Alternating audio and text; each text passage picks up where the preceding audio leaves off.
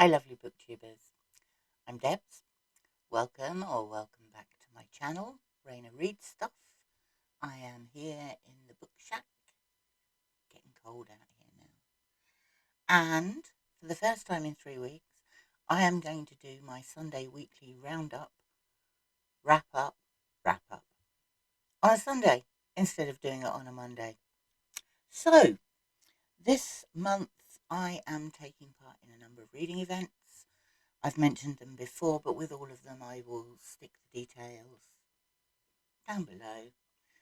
Reading events I'm taking part in this month are Victober, October, Occult Detective October, and Historathon. So, let us start with. Let's start with Victober. Still loving this. Probably aim to finish it by next weekend. I've been very religiously sticking to the schedule that has been set for Victober. This is the read along, and we've been reading 3 chapters on a weekday and 4 at the weekend. So I think we're up to chapter 72 or something now. It's getting to the stage where I want to rush ahead now. So I will probably have this finished just a few days early, but I did try very hard to stick to the schedule. Now I just want to know what happens. Anthony Trollope, by the way, The Way We Live Now. I hadn't actually read any Anthony Trollope before, and since starting that, I think I've had 4 delivered. Yeah, 4, I think. So I will be reading some more. Now, I'll do a bit about what that's about and a review of it at the end of October, I think, so that other people who may still be reading it aren't given any spoilers. Secondly, for Victober, a play by George Bernard Shaw, Mrs. Warren's Profession. There's actually 4 in here. We've got Arms and the Man, Candida, and Man and Superman. I might also read Candida, but I don't know because I've got a lot to fit in the final, what are we on, 10 days, 9 days before the end of the month. Wow, October's gone past really quickly. Anyway, Mrs. Warren's Profession. This was suggested by Katie as a play of the New Woman movement. And certainly I think it's reasonably unusual, I would have thought, for Victorian literature, in that Mrs. Warren's profession is a madam. She not only runs one brothel, she runs high-class brothels right the way across Europe. And this is about her and her daughter Vivi and how they fall out over the fact that Mrs. Warren runs a brothel, several brothels, but also about the fact that the proceeds of those brothels have paid for Vivi's education. It's interesting, and I like the characters in it. I like the way Mrs. Warren and Vivi bounce off each other. I really enjoyed it. Really enjoyed it, and of course, it added to the mission of reading a few more plays. So that was good too. Also for Victober, a couple of these, what are they called? Little Black Classics by Penguin. First one, another Oscar Wilde, Lord Arthur Savile's Crime. This is hilarious. Lord Arthur Savile is told by a a palmist who at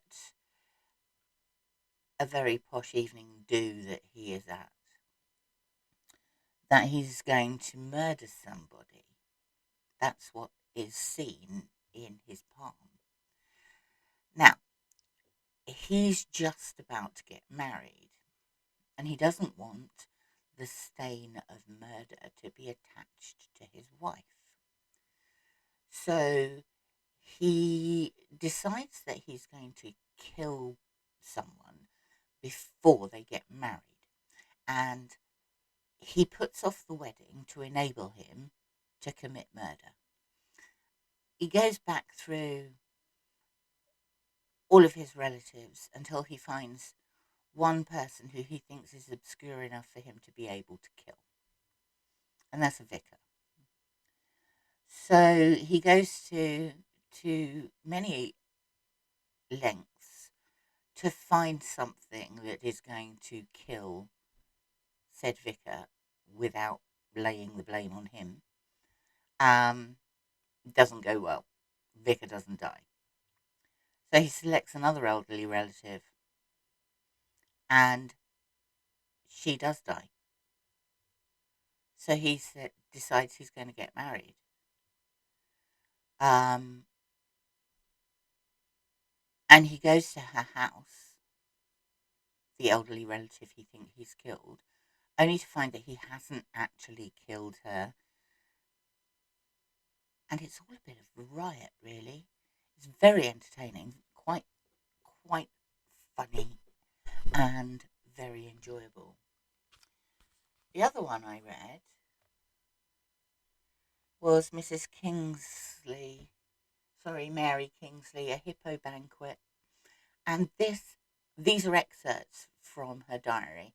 Mary Kingsley appears to have been a really intrepid Victorian woman who, in these are about Africa. She's off on her own with a translator and a couple of village guides canoeing up rivers in Angola.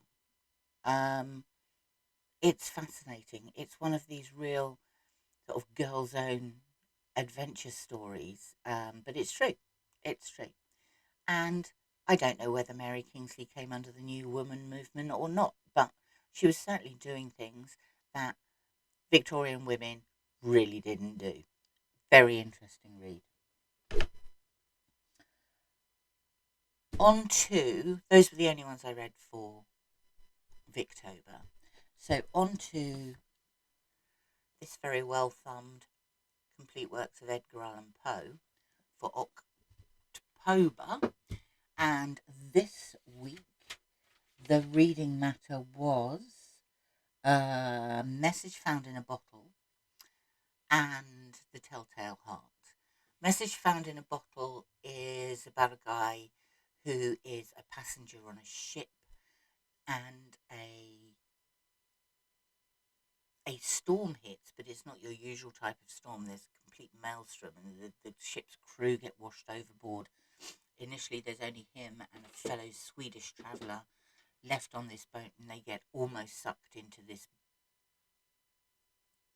big maelstrom. In fact, it's a little like the maelstrom which we read for the first week of October.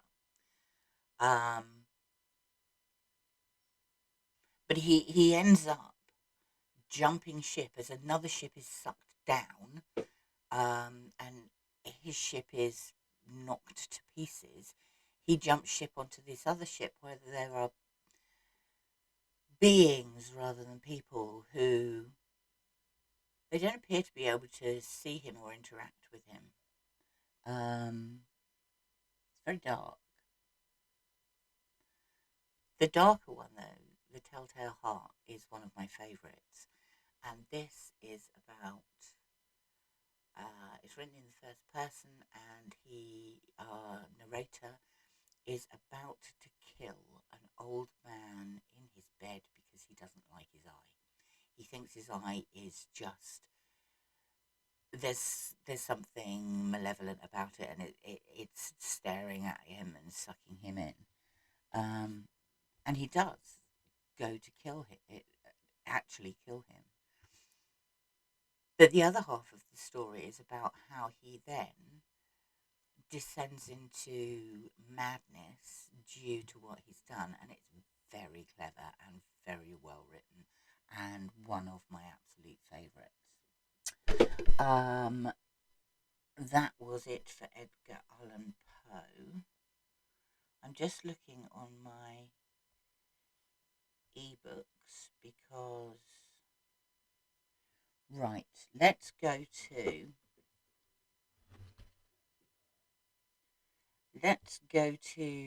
Occult Detective October. Now, week before last, I read a Ron Ripley book, and I quite enjoyed it. And I downloaded a couple more. I think they must have all been free. So this one, wrong side, Coffin Cemetery by Ron Ripley. And then the other one was called Collecting Death.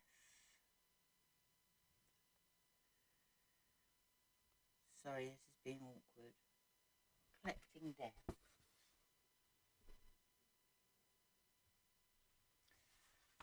So, in Collecting Death, a son, after his parents have been killed, takes their collection of objects that have malevolent spirits in them, and he starts to sell them, their entire collection of these macabre items. He starts to sell them in the hope that the spirit inside them will escape and kill people, which indeed they do. In t'other one, Coffin Cemetery,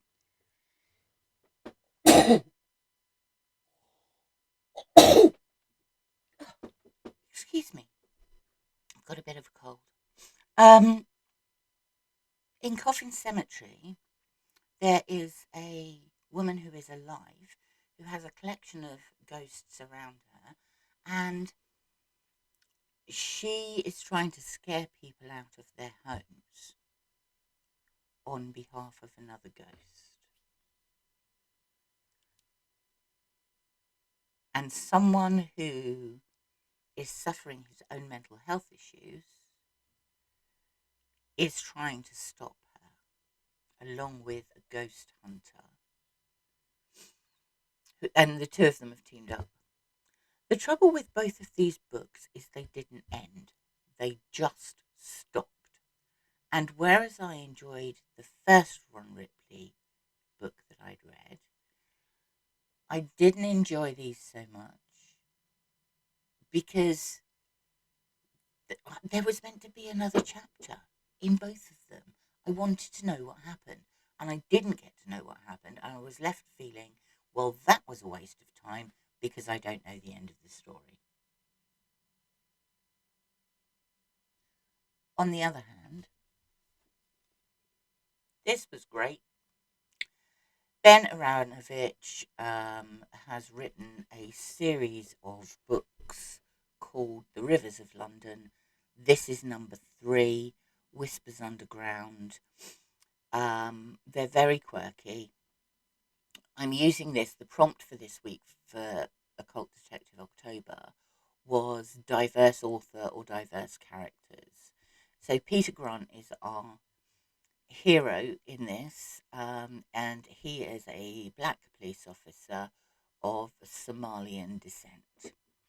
He appears to work with the most diverse set of police officers I think I've ever seen, and I don't think has happened in the Metropolitan Police to date, But anyway, we have a nice, diverse ethnicity around the uh, police officers, and in this case, the members of British Transport Police.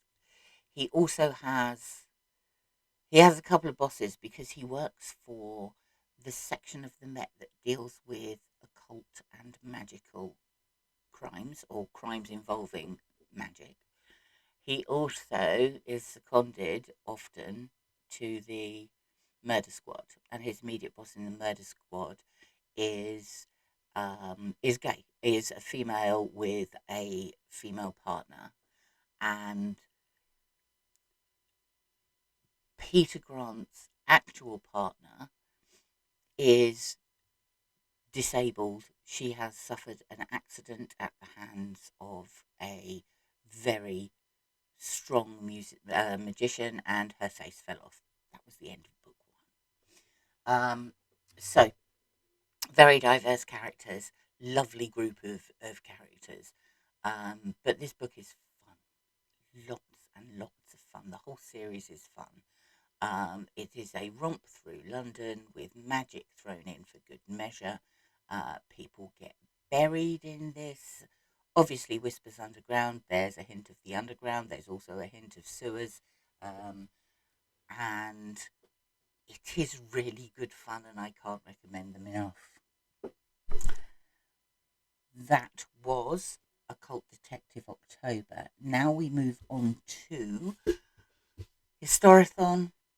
It's the fourth quarter. We are looking at books that reference the time period 1820 to the present day.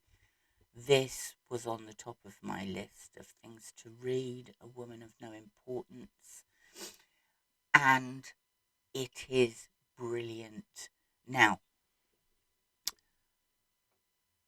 the subject matter, which is Virginia Hall, who was an American young woman who desperately wanted to join the diplomatic corps and was posted off to secretarial roles all over the place until she got fed up. She'd lived in France for a while. She'd lived in Latvia. She'd lived in Turkey. She'd lived in Italy. Um, Accidentally shot herself in the leg. Ended up, the leg went gangrenous, and they had to amputate it just below the knee. So she had a wooden leg, which she called Cuthbert, and a metal shoe, and where the Americans wouldn't take her seriously and give her anything other than a secretarial role, she ended up working for the Special Operations Executive in Britain as a spy based in France. And the things she got up to are, if it was a fiction book, you wouldn't believe it. You'd say it was too much, too over the top. Sonia Purnell, the author, has done a brilliant job at researching this woman. Honestly, her exploits were absolutely incredible. At one point, she was top of the Gestapo's list of spies they needed to track down, but nobody knew who she was. She was so organized and so careful and surrounded herself with people that were handpicked who she could trust, mostly. Um, she is credited with organizing the most efficient spy ring for the resistance in France, and she used hairdressers and prostitutes and a madam of a brothel. But she also had the ability to persuade people in power to look out for her. So the head of the French police locally would warn her if people were getting anywhere close, and actually assisted her in rescuing people on a number of occasions. Um, One of her greatest allies was a doctor, and between this raggle-taggle band of people who'd never done this before, They managed to smuggle loads of people out. They rescued captured people from various camps and prisons. She herself had to escape at one point and walked over the Pyrenees, 6,000 foot mountains, snow and ice with one leg. And she's just an incredible woman. And think I think the strength of Sonia Purnell was in doing some meticulous research. That said, once you've done the research and you've got all the facts, even if you can only just write incoherent sentences, I would have enjoyed this book. Actually, Sonia Purnell makes an extremely good job of writing beautifully, almost as though it's a spy thriller. But it's true. It's true and it's fascinating. The other book I am part way through at the moment is my very first buddy read, which I'm very excited about. This won't work now. Why won't you work? Anyway, I'm doing a buddy read with John David, who is a Nicholas of Ultracore, and we are reading a book by Irene Chang called The Rape of Nanking, and it's about the Japanese and their attack and brutalization of what was then the Chinese capital city, Nanking, now known as Nanying. The facts in it are horrific.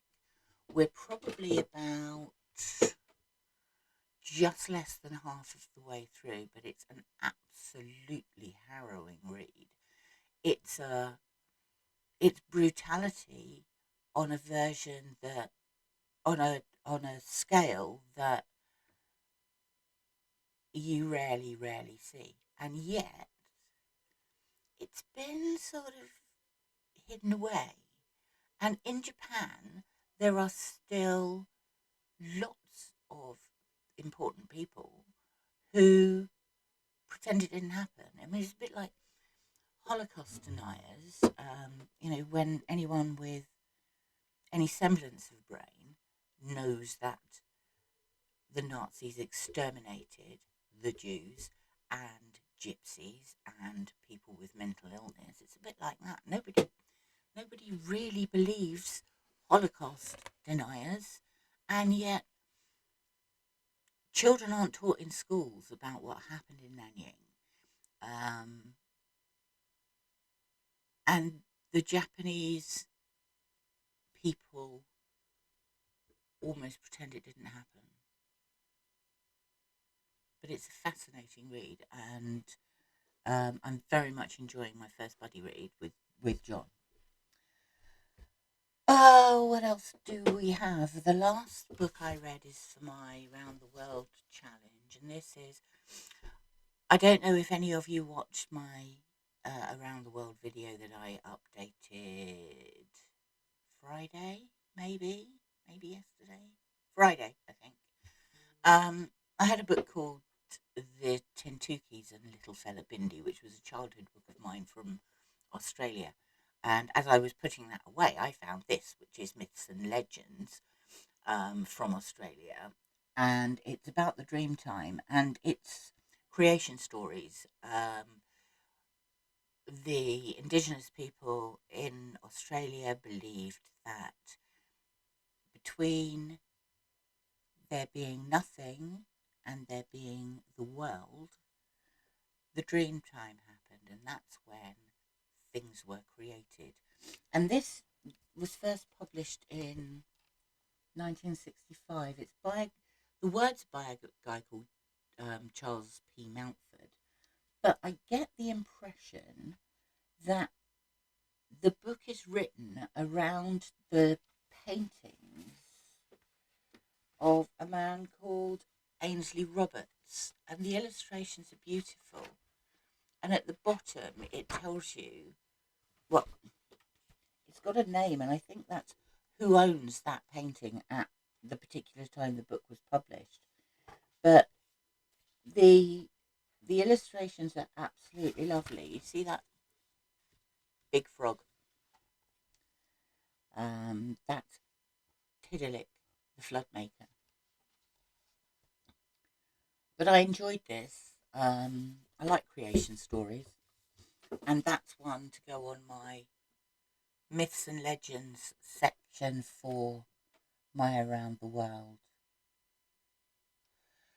So, this week is the final full week of all of the October events. I've got Thomas Hardy's The Woodlanders on the go.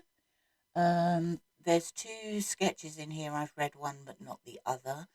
This is the Great Wingleby Jewel, which I have read, and I haven't read the second one, which is called The Steam Excursion. That's by Charles Dickens. I have a number of other Victorian little black classics that I've hauled out that I'd like to get read in the next 10 days. And then, Historathon-wise, I'm midway through a history of USA workers. And I also have this, Village of Secrets, which I found after I'd finished A Woman of No Importance, because for the second part of her war effort, Virginia Hall was in part of Vichy France, organising and arming the Maquis to fight. And this is about a village in that region where the population helped smuggle thousands of Jewish refugees out of the country. So that looks quite interesting. And obviously, the second half of The Rape of Nanking looks great as well. So that's it for this week. Let me know what you're reading. If you're taking part in any of the events, I'd love to know what you've read and enjoyed. That would be great. Please like and subscribe. It would be lovely to have some more subscribers and to chat to lots of people. In the meantime, I hope you've all had a beautiful weekend and read lots, and I'll speak to you soon. Thanks for watching.